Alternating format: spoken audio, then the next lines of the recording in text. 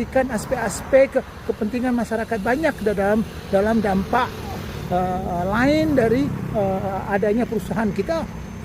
Semisal di daerah kawasan di luar kawasan industri beton yang menuju Sungai Rawa, ini contoh saja.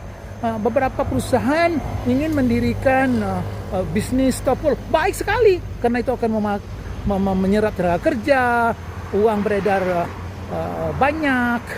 Hanya di sisi lain kita melihat bahwa jalan batas dari kawasan industri beton ke desa Sungai Rawa sampai ke Tanjung Pal itu adalah jalan kelas 3 yang tidak bisa dilalui oleh tronton yang bermuatan lebih dari yang bermuatan 40 ton ke atas. Itu hanya untuk mobil berkapasitas di bawah 8 ton.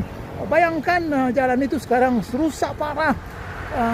Dalam keadaan panas saja kendaraan hanya bisa lewat 20 km per jam kalau hujan. Bagaimana? Terus bagaimana masyarakat pengguna jalan, anak sekolah, para petani, orang miskin yang menjual dagangannya, barang-barang industrinya, pertaniannya ke Sungai Apit atau ke Siak, yang juga itu dilalui oleh masyarakat Teluk Lanus yang mereka kapalnya bersandar di Tanjung Beton. Maka harus ada kontribusi perusahaan-perusahaan yang menggunakan, yang akan diberi rekomendasi untuk berbisnis di kawasan itu, menggunakan fasilitas jalan kabupaten.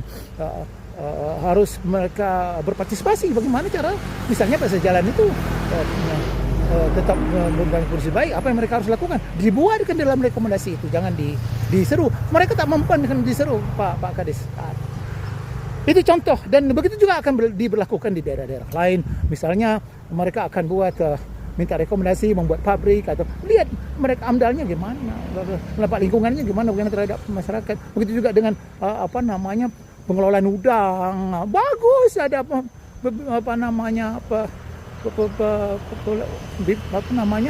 industri tambak udang dan segala macam. Tapi harus dipikirkan dia punya limbahnya ke laut, itu akan mematikan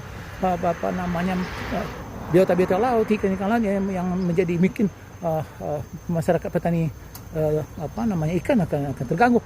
Aspek itu harus dikaji dan diberi rekomendasi apa yang harus mereka lakukan untuk mereka berinvestasi. Bukan kita tahan mereka berinvestasi, kita minta mereka datang sebanyak mungkin di Kabupaten Siak ini. Demikian saya sampaikan.